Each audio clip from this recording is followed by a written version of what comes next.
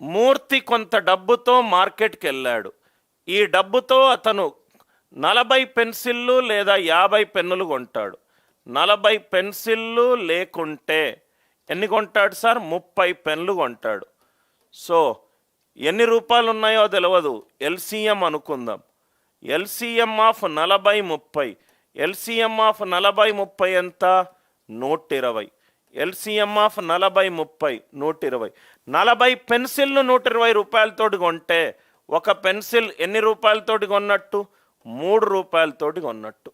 30 pens 120 తోటి కొంటే ఇది పెన్సిల్.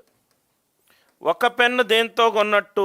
4 రూపాయలతోటి కొన్నట్టు. ఇంతవరకు అర్థమైంది కదా సార్? 120 రూపాయలు జేబులో పెట్టుకొని ఒక అతను షాప్కి వెళ్తే 40 పెన్సిళ్ళు లేదా 30 పెన్లు కొనుక్కోవచ్చు. 40 పెన్సిళ్ళు లేకుంటే 30 పెన్లు. 40 పెన్సిళ్ళు 120 రూపాయలు, ఒక పెన్సిల్ 3 రూపాయలు. 30 పెన్లు 120 రూపాయలు, ఒక పెన్ను 4 రూపాయలు. అతను తన డబ్బులో 10% ఆటో ఛార్జీలకు వెచ్చించాడు. 10% ఆఫ్ 120 12 రూపాయలు ఆటోకు పోయినాయి, -12. మిగిలిందంత 108. దాంట్లో ఏం చేశాడు? 24 పెన్సిళ్ళు కొన్నాడు. ఒక పెన్ను 3 రూపాయలు, 24 పెన్సిల్ అంటే 72 రూపాయలకు కొన్నాడు. మిగిలిందంత 36 రూపాయలు. ఒక పెన్ను కాస్ట్ ఎంత? 4 రూపాయలు. 36 రూపాయలకు ఎన్ని పెన్నులు వస్తాయి? 9 పెన్నులు వస్తాయి. ఒక చక్కగా స్టోరీ లాగా ఉన్నది. దీన్ని ఏమీ ఎక్స్ అండ్ వైలు అనుకోవద్దు. ఒక పర్సన్ షాప్కి వెళ్తే 40 పెన్సిళ్ళు లేకుంటే 30 పెన్లు అంటే 120 రూపాయలతో వెళ్ళాడు అనుకుంటే ఒక పెన్సిల్కి 3 రూపాయలు ఖర్చు పెడతాడు, ఒక పెన్నుకి 4 రూపాయలు ఖర్చు పెడతాడు. ఈ 120 రూపాయల్లో 10% ఆటో ఛార్జీలు పోయినాయి. మిగిలిందంతా 108.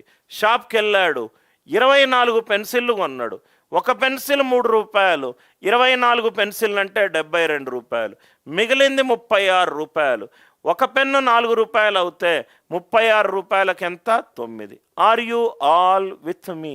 ఎంత ఈజీ క్వశ్చన్లు సార్. సో మనము ఇప్పటి వరకు చూడండి సార్, చాలా మంచి ఇంట్రెస్టింగ్ క్వశ్చన్స్.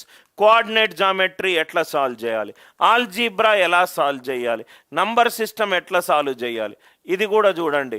ఇది ఆల్రెడీ మనం చేసాం సార్. 2⁶ equivalent 4�3 equivalent 8�2. ఇవేమో జీపీలు ఉన్నాయి. క్వశ్చన్ ఏమన్నాడు? 632. ఏ ప్రోగ్రెషన్లో ఉందో చూద్దాం. 2 × 6 × 2/6 + 2 8. 3 = 3 హెచ్పిలో ఉంది. ఇప్పుడే చేసాం సార్ మనము. ఏబి ఇవి హెచ్పిలో ఉండాలంటే కాన్సెప్ట్ ఏంటి సార్?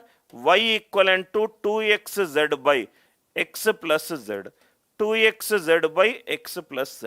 సో 3 = 3.